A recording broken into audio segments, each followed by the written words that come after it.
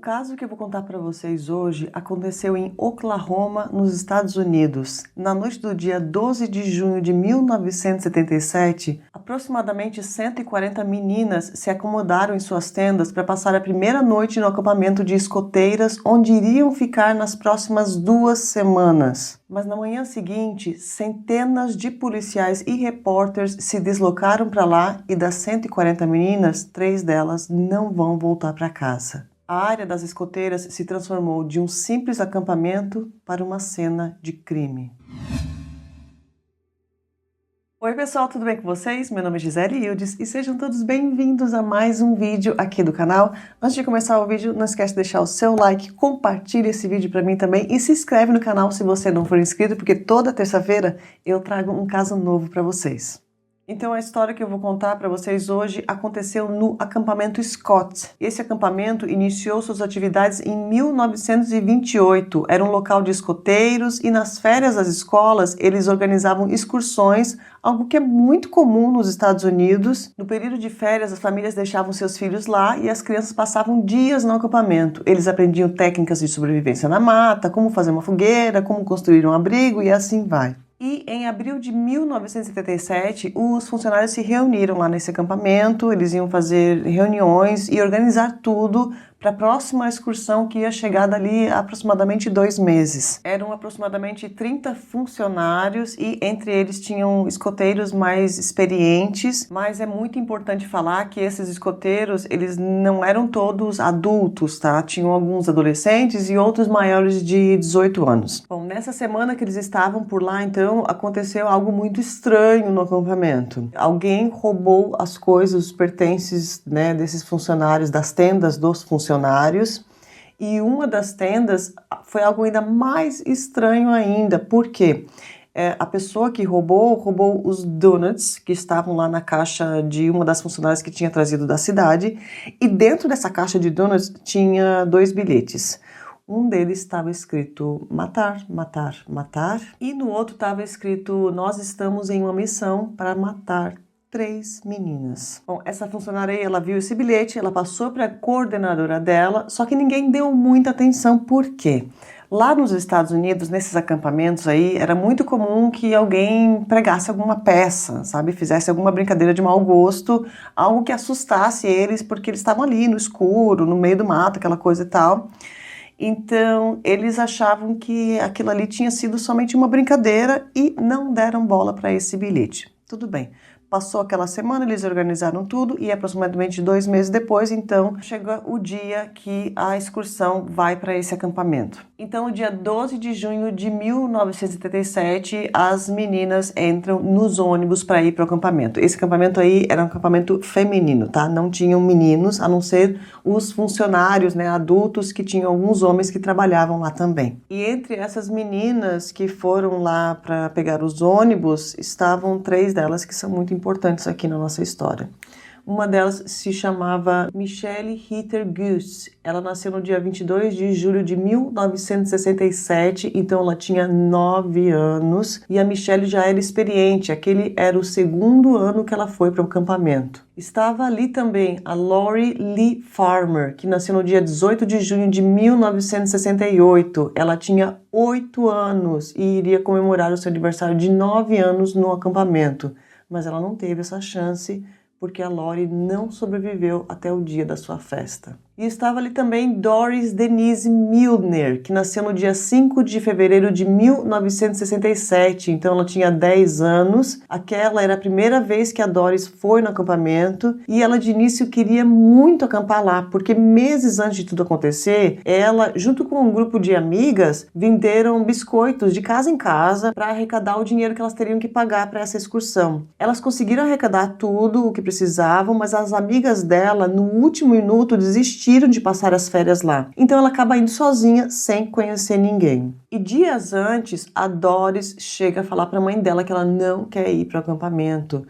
Só que a mãe dela acaba convencendo ela e fala assim, olha, minha filha, vai para o acampamento, se você não gostar de lá, é só me ligar que eu vou te buscar. E quando chegou lá, na hora do ônibus ali, que eles estavam colocando as malas, né, dentro do ônibus, a Doris ainda estava pedindo para a mãe dela, falando que lá não queria ir para aquele acampamento de jeito nenhum. E uma das funcionárias ali, né, desse acampamento viu ali o desespero da Doris, foi conversar com a mãe dela também e com a Doris e falou: olha, isso aqui vai ser uma experiência maravilhosa para você vai conhecer novos amigos e tal, né, vai ter várias atividades lá para você fazer. E essa funcionária, que se chama Michelle Hoffman, acaba convencendo a Doris de entrar naquele ônibus e ela senta do lado da Doris para ter certeza, né, que ela esteja ali feliz, né, durante aquela viagem. Então, só para deixar bem claro, todos os pais ficaram lá em Tulsa e só as meninas e os funcionários entraram nesses ônibus e foram para o acampamento. E agora vamos entender mais ou menos como que era esse acampamento, tá? Era uma área gigante, vou mostrar um mapinha aqui para vocês. Então, tinha uma piscina aqui, tinha o refeitório, tinha também o aras onde ficavam os cavalos, uma enfermaria para que se alguém passasse mal e tal, tivesse os primeiros atendimentos por lá. Era realmente uma área muito grande e as 140 meninas foram separadas em grupos. Cada grupo tinha o nome de uma tribo indígena. E nós vamos nos concentrar na tribo Kiowa, que é onde tudo vai acontecer. O acampamento ficava no meio da floresta, tinha alguns portões de entrada, mas a maior parte da propriedade não tinha cerca, o que facilitava a entrada de estranhos. E as tendas eram feitas de uma estrutura de madeira e coberta por lona, que também facilitava a entrada de qualquer estranho. Não tinha porta, não tinha eletricidade nas tendas também, e se quisesse ver algo durante a noite, tinha que usar uma lanterna. Então a Michelle, a Lori e a Doris, elas estavam na tribo Kiowa. E agora nós vamos ver mais ou menos o mapinha ali da tribo Kiowa para entender também como é que foi a distribuição dessas tendas, que foi algo errado. Nós vamos falar sobre isso no final do vídeo, tá? Bom, então as tendas ficavam distribuídas assim. A tenda número 1 foi ocupada por 3 escoteiras experientes, que são chamadas de conselheiras, que tinham a responsabilidade de cuidar das 25 meninas que pertenciam à tribo Kiowa. Essas conselheiras eram a Carla, de 18 anos, Susan, também de 18 anos, e a Dee, de 20 anos. E na área desse acampamento aí da tribo Kiowa também tinha um banheiro com chuveiros e uma fogueira, e as 3 meninas que nós estamos falando, a Michelle, a Lori e a Doris, foram colocadas na tenda 8, que era a tenda que ficava mais distante da tenda das conselheiras. E tinha também uma 4ª menina chamada Angela, que foi colocada na tenda número 8 junto com a Michelle, a Lori e a Doris. Só que aconteceu algo estranho, porque acho que foi algum erro ali da própria organização, eles colocaram a Angela na tenda errada e acabou que depois de algum tempo que a Angela já estava ali com as meninas, né, já tinha colocado as suas malas ali na tenda e tal, um funcionário ali do acampamento chegou e falou: olha, Angela, você vai se mudar de tenda porque as suas amigas estão na tenda, acho que era a tenda número 6, se eu não me engano, ou número 4, algo assim, tá? Então eles retiraram a Angela dali, o que, na verdade, salvou a vida dela, tá? Porque algo muito terrível vai acontecer exatamente ali dentro da tenda número 8. Então, depois de um tempo ali, todas as 140 meninas foram levadas ao refeitório para jantar. E no meio do jantar começou uma tempestade muito forte, muita chuva caindo. Tanto é que elas ficaram muito mais tempo do que elas deveriam ficar ali dentro do refeitório, para esperar, né, a chuva passar. Elas ficaram ali, cantaram algumas músicas e tal, e depois que a chuva deu uma acalmada, então as conselheiras levaram todas as meninas de volta para as suas tendas. E na tenda número 8, onde estão as nossas 3 meninas, né, elas aproveitaram esse tempo então para ali se conhecer melhor e tal, e para escrever cartas para as famílias delas. A Michelle e a Lori escreveram para a família dizendo que estavam gostando muito do acampamento e tal, estavam se divertindo, que tinham conhecido novas amigas, né? Só que a carta da Doris foi totalmente diferente. Lembra que a Doris é a menina que não queria ir para esse acampamento de jeito nenhum, né?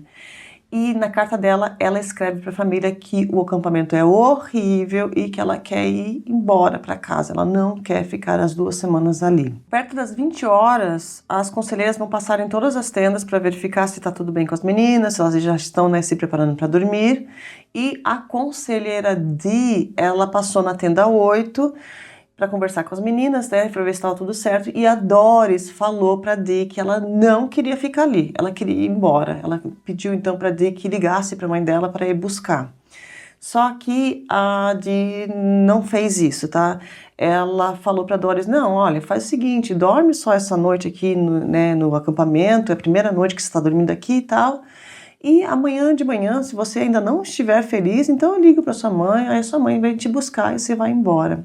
Só que amanhã seguinte já era tarde demais. Passam algumas horas ali, então perto da meia-noite, a conselheira Carla escuta algumas meninas rindo perto do banheiro, aquela coisa, né, de primeira noite do acampamento, vai até esse banheiro, então pega essas meninas e fala, olha, já tá na hora de vocês estarem na cama, e volta, né, com as meninas de volta para a cama, e volta então para a tenda número 1, a tenda das conselheiras.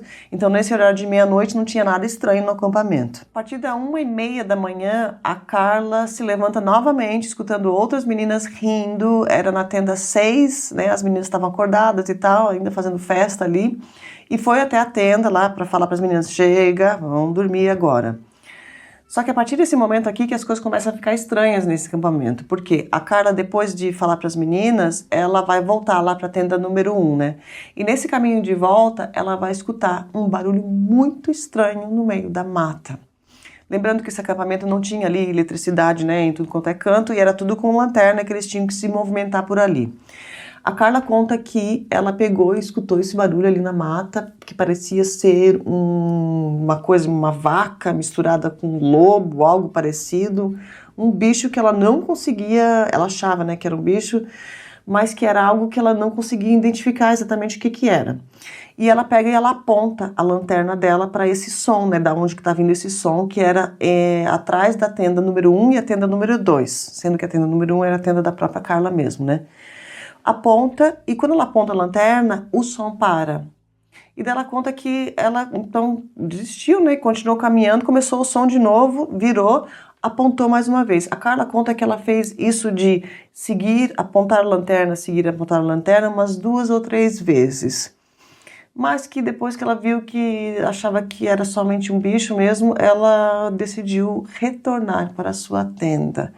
E a Carla, depois de muitos anos, né, ela conta em entrevistas que ela se arrepende muito de não ter ido investigar realmente esse som. E hoje em dia nós sabemos que o som não era bicho nenhum, tá? Era uma pessoa ali que estava pronta para atacar a tenda número 8. E nesse mesmo horário, outros funcionários e outras meninas também acordaram escutando esse barulho aí esquisito vindo do meio da mata, mas ninguém além da Carla estava lá fora realmente verificando o que era. E a Carla também conta nessas entrevistas que esse barulho aí esquisito que ela escutou essa noite, ela escuta quase todos os dias antes de adormecer na sua mente e que isso aterroriza ela até hoje. Passa uma meia hora e perto das 2 horas da manhã, uma das meninas da tenda número 7, ela acordou com assim a luz de uma lanterna que foi colocada para dentro da tenda dela.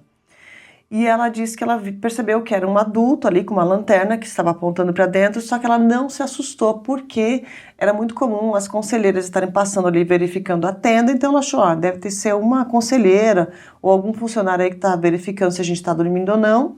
E essa menina acabou adormecendo, né, minutos depois. E perto das 3 horas da manhã, que é o momento que todo mundo acredita que realmente tudo estava ali acontecendo, uma outra menina acordou com o choro de uma das meninas.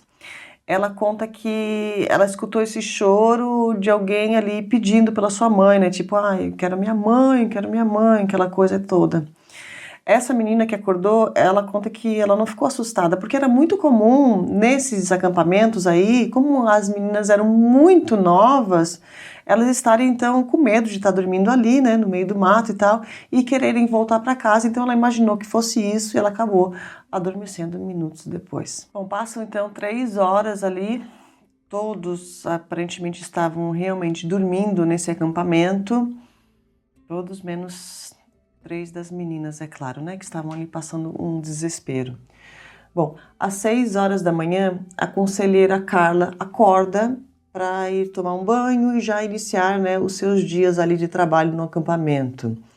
E ela conta que ela saiu ali da sua tenda, a tenda número 1, e ela estava indo a caminho ali do banheiro, só que ela olhou para o lado e ela percebeu que na trilha, lá longe, tinha algo estranho e ela decidiu ir lá para verificar o que que era. Quando ela vai chegando mais perto dessa coisa estranha aí, ela vê que são sacos de dormir que estão no meio da trilha.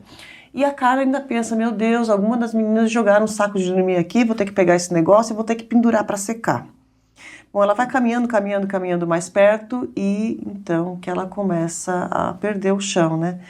Porque ela chega ali e ela vê que a Doris está ali caída. Ela está sem as partes, né, de baixo das suas roupas. E a Carla já percebe ali que ela está sem vida. Na hora que tudo aconteceu ali, a Carla ainda conta que ela não achou que tivesse acontecido algum crime ou algo parecido. Ela pensou que algum animal tinha feito aquilo, algo parecido. Mas enfim, na hora do desespero, então o que a Carla fez? Ela correu, né, e foi na tenda número 1, acordou a Dee e a outra conselheira que estavam lá dormindo e começou a acordar os outros funcionários do acampamento. Todos os funcionários começaram a contar o restante das meninas, né, para ver, meu Deus, está todo mundo aqui ou não? As 140 meninas, 139 agora, né, no caso, sem a Doris. Então, eles perceberam que as outras estavam todas nas suas tendas dormindo, a não ser as meninas da tenda número 8. Então, a Doris estava lá, mas a Michelle e a Lori estavam desaparecidas. Bom, nessa confusão aí também, então, o enfermeiro lá, né, lembra que tinha a enfermaria e tal, também foi chamado para verificar realmente se a Doris estava mesmo sem vida ou não, e realmente ela estava sem vida, claro. E não ficou muito claro quem que descobriu, mas a Michelle e a Lori, elas não estavam desaparecidas, elas estavam também ali na cena junto com a Doris, só que a Carla não viu elas porque a Michelle estava dentro do seu saco de dormir e a Lori também estava dentro do outro, né, saco de dormir, e as duas estavam sem vida lá dentro também. Bom, a polícia chega no acampamento perto das 7h30 da manhã e eles também chamaram um repórter, que foi o único que foi ali que teve a liberdade, né, de entrar na cena, porque esse repórter também tirou essas fotos que foram anexadas nos arquivos da polícia. Bom, ao mesmo tempo, a mídia local também foi avisada e em questão de minutos, centenas de repórteres e carros lotaram a entrada do acampamento. O resto das meninas ainda estavam lá dentro. Os funcionários do local não contaram nada para elas e levaram um grupo para fazer uma caminhada e outro para fazer outras atividades longe da área da tribo Kiowa. E enquanto isso, o diretor executivo do acampamento começou a organizar todos os ônibus para tirar, né, o restante das meninas dali, ainda sem falar nada para elas.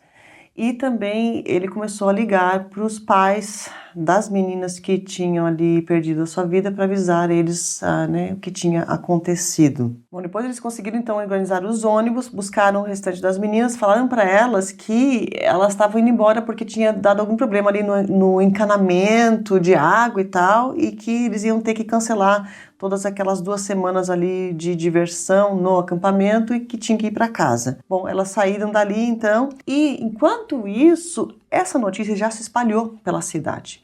E os pais das sobreviventes, eles sabiam que 3 meninas já tinham perdido a vida lá no acampamento, só que eles não sabiam os nomes das meninas, então só quem sabia da informação eram os pais das vítimas mesmo, né? Então eles foram no local para esperar esses ônibus chegarem lá em Tulsa.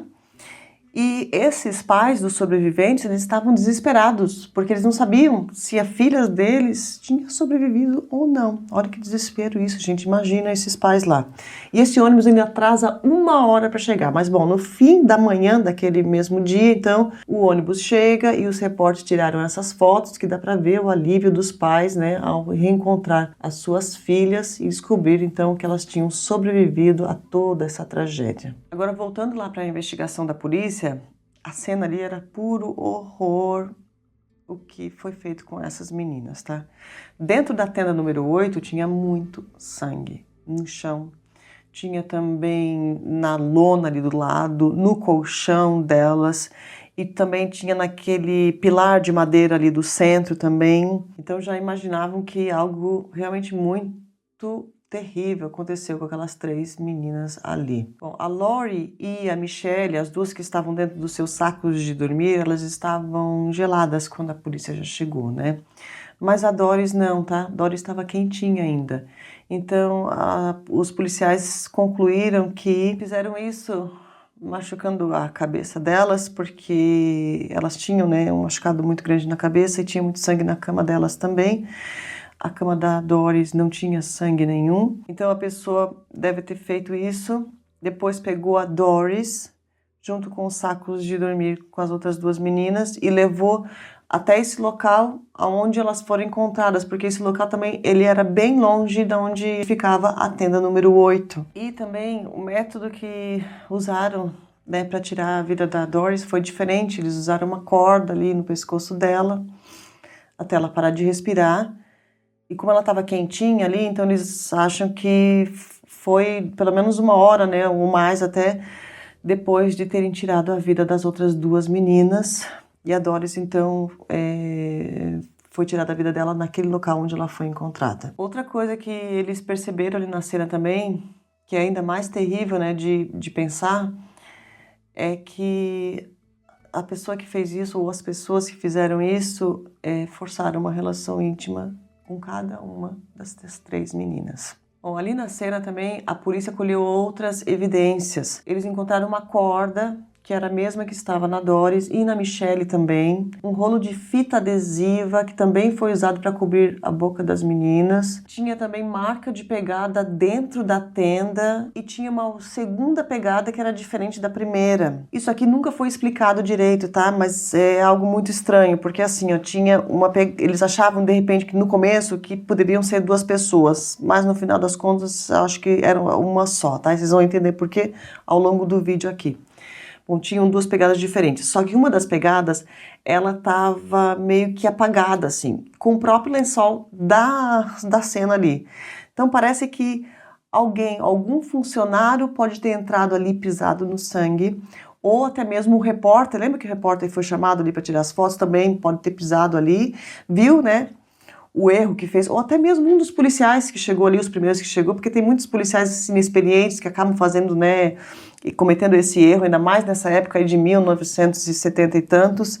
Então a pessoa pode ter pisado ali, viu que, meu Deus, eu pisei, deixei a minha marca aqui, então vou limpar esse negócio, e pode ter limpado depois. Mas, enfim, tá, e essa questão ela não foi explicada até hoje, tá, dessas 2 pegadas. Tá, mas continuando aqui na cena, o que mais que eles encontraram por ali? Eles encontraram também óculos de grau jogados pelo chão, e esses óculos pertenciam aos funcionários do acampamento. Mas eles não tinham nada a ver com esse crime. Por quê? Naquela mesma noite que tudo aconteceu, muitas das tendas foram roubadas. Lembra que tinha uma das meninas que acordou lá na tenda 7 com alguém apontando a lanterna para dentro da tenda dela? Então essa pessoa, além de ter feito toda essa maldade aí, passou em várias tendas e recolheu vários dos pertences das meninas e das funcionárias também. Alguns desses pertences vão ser encontrados ali na própria cena mesmo no chão, e outros dos pertences vão ser encontrados depois, que a gente vai saber aqui ao longo do vídeo. Agora, outra coisa muito esquisita que tinha ali naquela cena, que estava ali do lado né, da Doris e dos sacos de dormir, era essa lanterna vermelha aqui. Essa lanterna estava com um saco plástico grudado na frente, que foi grudado com uma fita, e tinha um pequeno furo no saco. Então a pessoa que fez isso provavelmente fez, né, para não chamar muita atenção, passando ali de madrugada no meio da mata, porque se a lanterna tivesse aberta ali, né, então você iluminando centenas de metros, as pessoas conseguem ver, né, que opa, tem alguém lá no meio do mato tentando ver alguma coisa.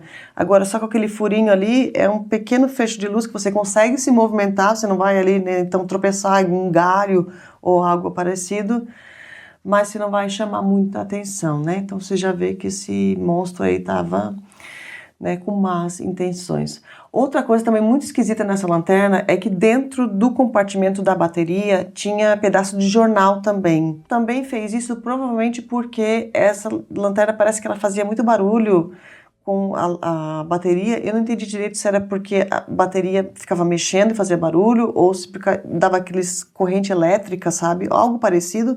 Mas com esse jornal ali, a lanterna então ficava silenciosa e ele conseguia então se movimentar sem que ninguém escutasse ele. E a polícia também encontrou, além de todos esses itens, ali no acampamento, mas muito longe da cena, uma barra de ferro, que até hoje ninguém consegue comprovar se aquela foi a arma do crime ou não. Fora isso, também foram encontrados vários outros itens que a polícia recolheu e também amostras de sêmen que tinha dentro da tenda e também numa fronha do travesseiro que estava dentro do saco de dormir da Michelle. E os primeiros suspeitos que a polícia tinha eram os próprios funcionários ali do acampamento, todos foram interrogados e todos foram liberados depois, eles parece que não tinham nada a ver com isso. E a polícia também começou a suspeitar dos moradores ali da região, tinham cabanas, né, de pessoas que moravam ali perto do acampamento e tal, e também foram interrogar essas pessoas. Uma dessas pessoas que se chama Jack Shiroif, ele tinha uma cabana que ficava ali muito perto do acampamento e quando a polícia foi interrogar ele, o estranho de toda essa história é que ele falou, olha, a minha cabana foi roubada aí, alguém entrou aqui e roubou algumas coisas alguns dias antes do dia do acampamento lá das meninas. E quando a polícia foi perguntar o que roubaram e tal, ele falou, roubaram comida, roubaram algumas garrafas de cerveja e tal, e alguns outros itens que era uma fita adesiva que era muito parecida com a fita adesiva que foi encontrada na cena e também corda, que também era muito parecida com a que foi encontrada na cena. Bom, a polícia também interrogou outros moradores da região, mas parece que ninguém tinha nada a ver com isso e eles começaram a suspeitar que tinha sido alguém, né, de fora que fez essa maldade. Eles chamaram cachorros ali, né, para conseguir achar alguma pista ali no acampamento. Lembrando, esse acampamento era uma área gigantesca de mata, de floresta mesmo, ali para ser investigada. E também muitos civis, muitas pessoas mesmo que ali se disponibilizaram para ajudar nessa busca aí, né, da polícia, porque estava todo mundo horrorizado com toda essa situação. Bom, e nessa busca ali da polícia, dos cachorros e das pessoas comuns ali que estavam procurando pela mata, eles acabaram encontrando 3 cavernas que ficavam muito próximas ali do acampamento. Então vamos lá para o nosso mapinha novamente. Esse é um mapa diferente agora. Então aqui ficava o acampamento Scott e aqui ficava a caverna 1.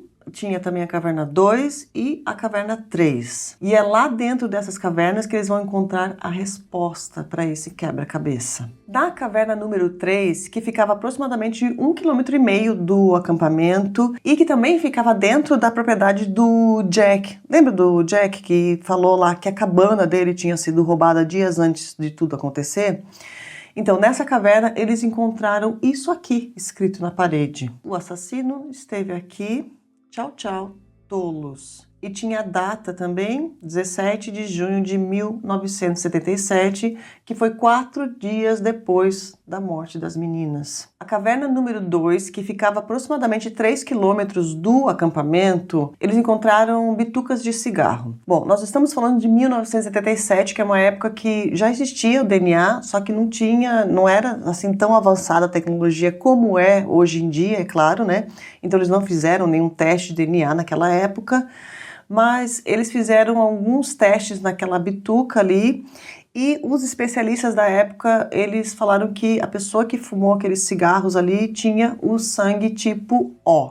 Não sei como é que eles conseguiram esse resultado, tá? Não entendo. Se alguém entender, comenta aqui embaixo para explicar melhor essa parte pra gente. Mas foi na caverna número 1 onde eles encontraram mais respostas. A caverna número 1 tinha ali, logo na entrada da caverna, tinham 4 pequenas fogueiras. E elas estavam alinhadas assim. E especialistas da época confirmaram que aquilo parecia um ritual indígena. Além disso, eles encontraram outras bitucas de cigarro nessa caverna, óculos de grau que pertenciam a funcionários do acampamento, lembram dos itens roubados lá naquela noite, né? Então esse óculos também foi roubado de lá. Tinha também fita adesiva, que era similar à fita adesiva que estava lá na lanterna, plástico preto, também muito parecido com o plástico preto que estava tampando a lanterna, e tinha também um jornal. E esse jornal era da mesma edição daqueles pedaços de jornais que foram encontrados ali dentro da lanterna. Só que além disso também, eles encontraram 2 fotos de casamento, que são essas aqui. Essas fotos foram reconhecidas por um dos policiais. Ele falou que um dos presos trabalhou para um fotógrafo em 1968, enquanto estava no presídio. E foi esse preso que revelou essas fotos. Essas informações foram confirmadas pelo fotógrafo depois. E quem que era esse preso? O nome dele era Jean Leroy Hart. O Jean nasceu no dia 27 de novembro de 1943, ele tinha 33 anos no dia que as meninas morreram. O tipo de sangue dele era o mesmo da bituca de cigarro, e o cabelo dele tinha as mesmas características com os cabelos que foram encontrados na cena. E tinha mais um detalhe também, o Jean era indígena, lembra do ritual em uma das cavernas, né? Bom, o Jean ficou famoso na sua juventude porque ele era um jogador de futebol muito bom, um dos melhores do seu time. Ele se casou depois de se formar, teve um filho e eles se divorciaram um ano depois. Em junho de 1966, o Jean sai de casa e vai trabalhar. Só que no meio do caminho ele desiste de trabalhar porque ele passa em um estacionamento de uma discoteca, de uma boate que tinha ali mesmo em Tulsa. E nesse estacionamento aí tinham 2 mulheres grávidas. Bom, ele chega perto delas com uma arma e coloca elas, então, dentro do porta-malas do carro dele e sai com essas 2 mulheres.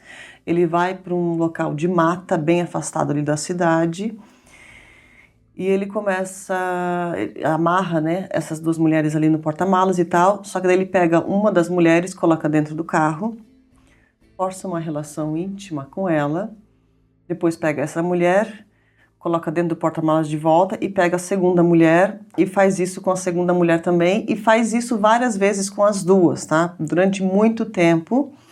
Depois de um tempo ele acha que as 2 perderam a vida, então ele pega e deixa ali mesmo no meio do mato as 2 e coloca alguns galhos, algumas folhas assim em cima delas para esconder e vai embora.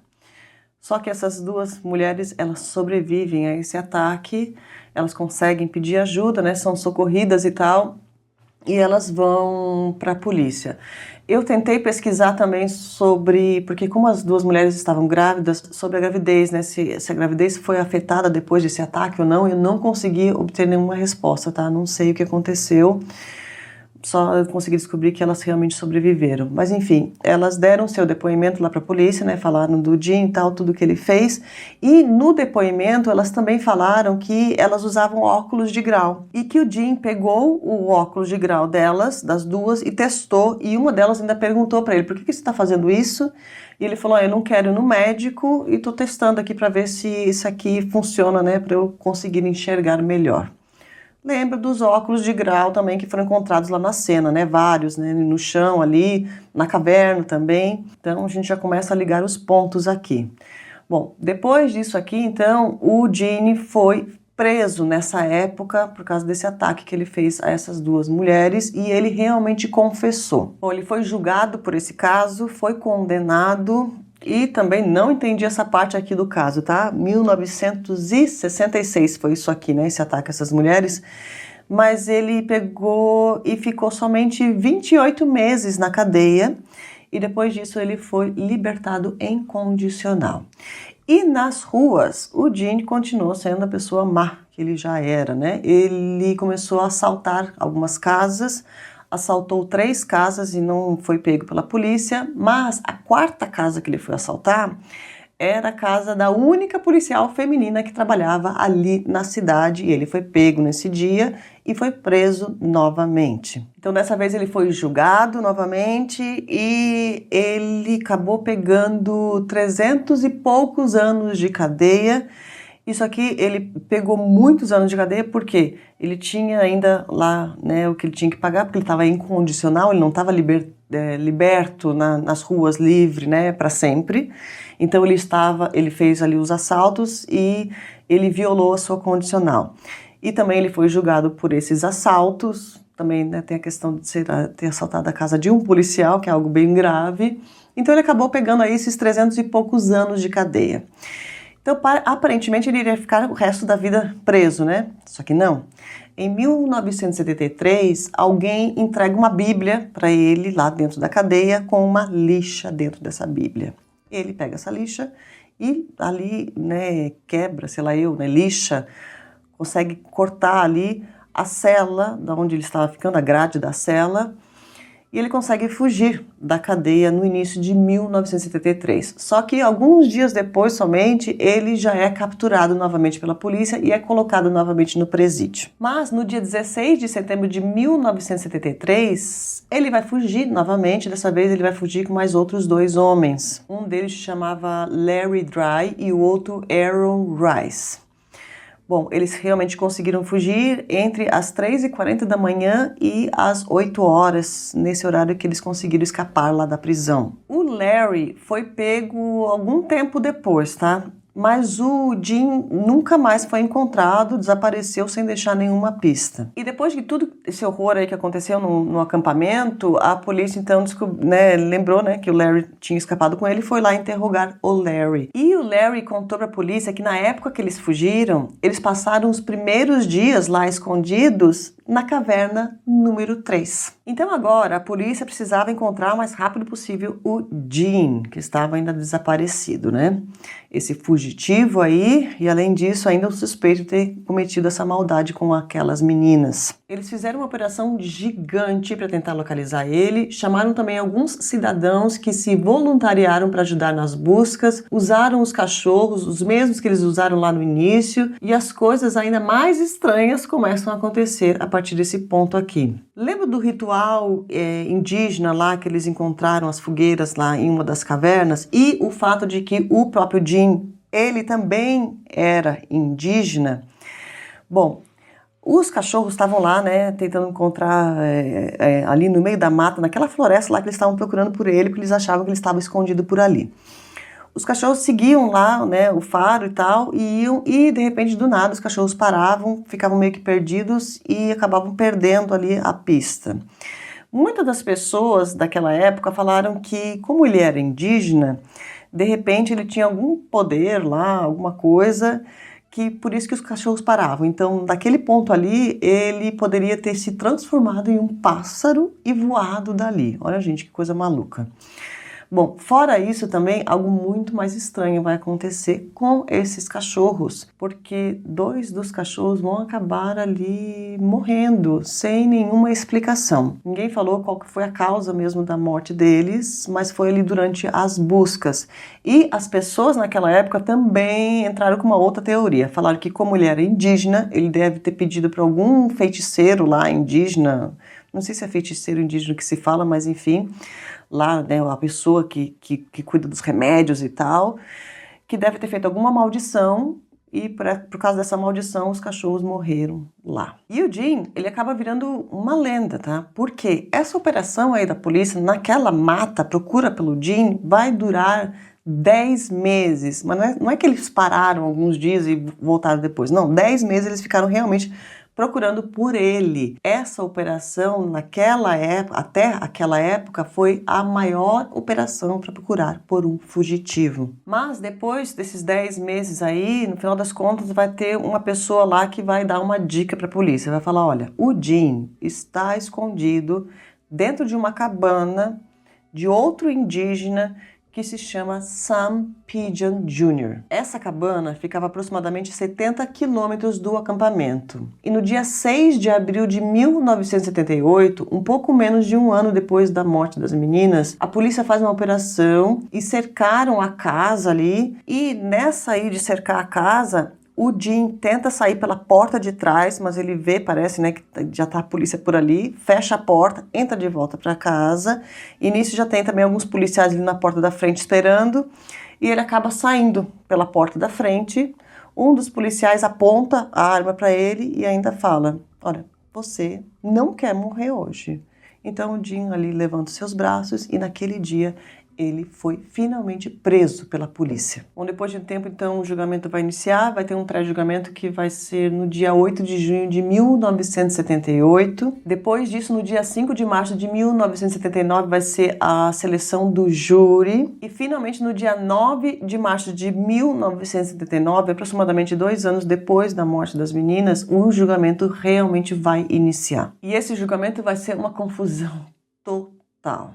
Por quê? Primeiro que tinha muita gente que apoiava o Dean e que não acreditava que ele era o culpado. E por que essas pessoas pensavam assim? Primeiro porque ele foi um grande jogador de futebol lá da cidade, então muita gente via ele como um ídolo e tal. Outra coisa era a questão de ele ser indígena, então muita parte ali da comunidade indígena da região não acreditava que ele tinha feito essa maldade ali com as meninas. E tinha também o fato de que o Dean, ele meio que virou uma lenda, porque ele ficou lá escondido, eles achavam, né, que ele tinha ficado escondido na mata durante 10 meses, sobreviveu lá sozinho.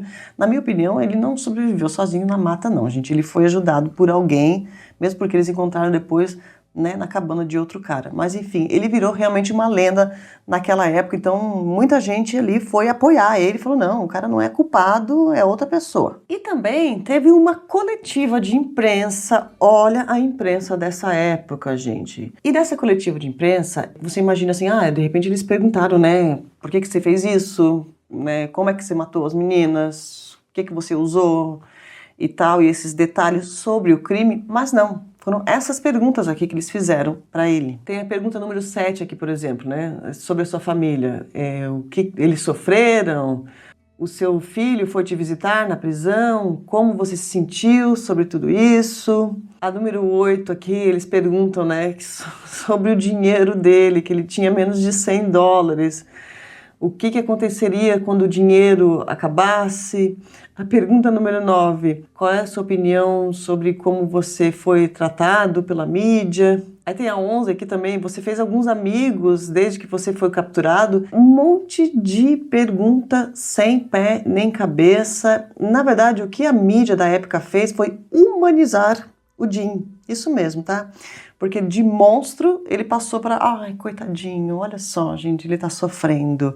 Não foi ele. Então tudo isso aqui fez com que as pessoas daquela época achassem que ele era inocente, que ele era um pobre, coitado ali, injustiçado. E outra confusão que deu nesse julgamento aqui foi com o próprio promotor desse caso. Por quê? O promotor inicial aí desse caso, ele acabou vazando algumas informações ali, né, da investigação da polícia para os repórteres, e o juiz, ali na hora do julgamento, ele perguntou para esse promotor, olha, você deu algumas das informações para os repórteres? E o promotor falou que não, eu não entreguei nada para ninguém, não falei nada para ninguém. Só que eles conseguiram comprovar depois que ele estava mentindo ali em juramento, né, sobre juramento. Então, foi um problema muito grande para ele, e claro que ele sofreu consequências jurídicas depois. Mas enfim, esse promotor acabou sendo trocado, eles colocaram um outro promotor no lugar dele. Isso aqui também já complicou ainda mais, né, a acusação. E a defesa vai vir com umas teorias muito loucas nesse julgamento aí. Primeiro foi que eles encontraram uma impressão digital na lanterna. Na verdade, não era uma impressão digital, era tipo uma mancha, sabe? Uma coisa, um risco, um negócio. E esse promotor falou que testou ali a impressão digital do Dean para comparar com aquela impressão que foi encontrada na lanterna. E deu um resultado negativo. Só que especialistas no assunto falaram que claro que ia dar um resultado negativo, porque aquela impressão não era uma impressão, era uma mancha. Então vai dar negativo para qualquer pessoa no universo. Outra coisa que a defesa vai fazer também vai ser acusar o xerife, o primeiro lá que estava encarregado desse caso, a ter plantado as provas ali na cena do crime e lá na cena das cavernas também. Os óculos, aquelas fotos e tudo, porque esse xerife, ele era encarregado lá da prisão também. Então, ele estaria lá zangado com o Dean, porque ele fugiu, né, 2 vezes da prisão, enquanto ele estava ali no comando, então ele estaria humilhado, e por esse motivo, ele se vingou do Dean e plantou todas aquelas provas ali. A defesa também vai trazer algumas testemunhas para tentar provar que um outro cara que tinha cometido todo esse ato aí horroroso. um cara chamado William Bill Stevens, que já estava preso também. Ele tem um histórico lá, uma ficha criminal de violência, né, contra a mulher e tal. E então eles trouxeram uma testemunha que falou que esse William Bill Stevens aí esteve no restaurante dela naquela manhã, né, que tudo aconteceu, e que ela viu que ele trocou de camiseta no estacionamento e que ele ficava olhando para as mãos de um jeito esquisito e tal, que ele estava tão esquisito que ela chamou a polícia, né, para verificar. Só que quando a polícia chegou no local, ele já tinha saído desse estacionamento. Outra testemunha também vai ser chamada para falar que uma mulher, tá? No caso. Essa mulher, ela falou que foi ela que deu aquela lanterna para esse William Bill Stevens e que ela reconheceu a lanterna que era dela, porque tinha alguns arranhões ali que ela conseguia ver que era realmente aquela lanterna, e ela tinha entregado essa lanterna dias antes de tudo acontecer.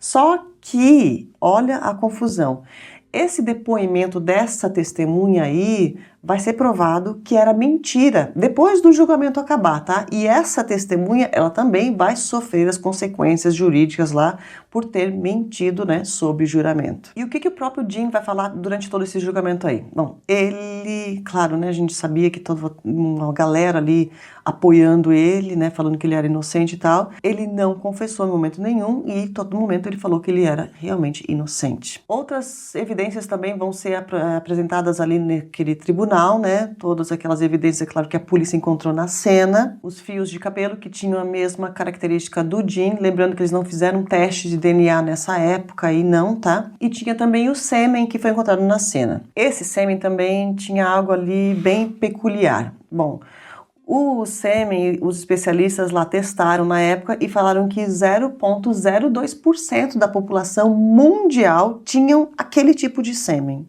E o Dean se enquadrava nesse 0,02%. Então, esse sêmen poderia sim ser do Dean. Bom, depois desse julgamento bem confuso aí, sai a decisão do júri no dia 31 de março de 1979. O Dean, ele foi inocentado do caso e ele chora na hora que ele escutou a decisão. Só que depois disso aqui, ele volta para a cadeia porque ele ainda tinha que pagar lá os 300 anos que ele devia, né? E no dia 4 de junho de 1979, que foi menos de 3 meses depois do julgamento acabar, o Dean estava lá no pátio da prisão, tinha parece que uma academia ali no pátio, ele estava fazendo exercícios nessa academia.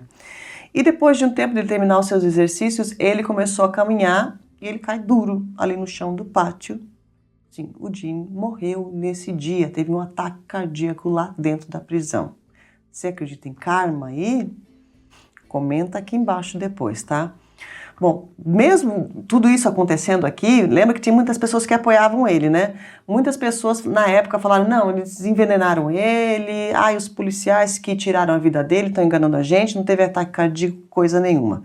Foi feita uma necrópsia no Dean, naquela época, e foi confirmado que uma das artérias dele tinha 90% bloqueada e outra artéria tinha 86%, parece, bloqueada. Então, estava confirmado, tá? O Dean realmente morreu em consequência do ataque cardíaco que ele teve. Só que esse caso aqui não acabou ainda não, tá? Porque passaram-se anos e muitas das pessoas envolvidas, principalmente ali a família das vítimas, é claro, né? Os pais da Doris, os pais da Michelle, os pais da Lori também, e muitas pessoas, muitos cidadãos também acreditavam que o Dean realmente era culpado e que ele enganou todo o sistema ali, né? Então nós temos aí o avanço das técnicas de exame de DNA ao longo dos anos, e em 1989 eles testaram ali o sêmen que foi encontrado dentro da fronha do travesseiro da Michelle e também outras amostras ali que eles tinham. Só que naquela época também as técnicas ainda não eram tão avançadas e eles não conseguiram um resultado ali 100%, né? Um DNA completo, era só um DNA parcial que eles conseguiram. E naquela época eles testaram então o DNA do Dean e o DNA do Jean não foi excluído. Ele poderia ser, não era 100% de chance, mas ele realmente poderia ser o culpado ali de ter tirado a vida daquelas meninas. Bom, em 2019, então, outro xerife que está ali, né, trabalhando em outros casos, ele também decide reabrir esse caso e decide testar novamente aquelas amostras ali de DNA, porque as técnicas já tinham avançado e muito, né, nos últimos anos. Então, só que era um teste muito caro, porque eram muitas amostras, fio de cabelo e tal, e como também todas as amostras, elas estavam muito deterioradas, seria mais complicado para fazer essa análise aí nesse material. Então, era um valor de $30.000 que ali o departamento não tinha. Os próprios cidadãos ali, eles se juntaram, fizeram uma vaquinha, conseguiram os $30.000 e pagaram lá para fazer todos esses testes. Mas o resultado dos testes só saíram agora, em 2022. Saíram no dia 15 de maio de 2022. Eles testaram um fio de cabelo que foi encontrado na tenda, testaram também o sêmen e mais algumas amostras de sangue que estavam lá.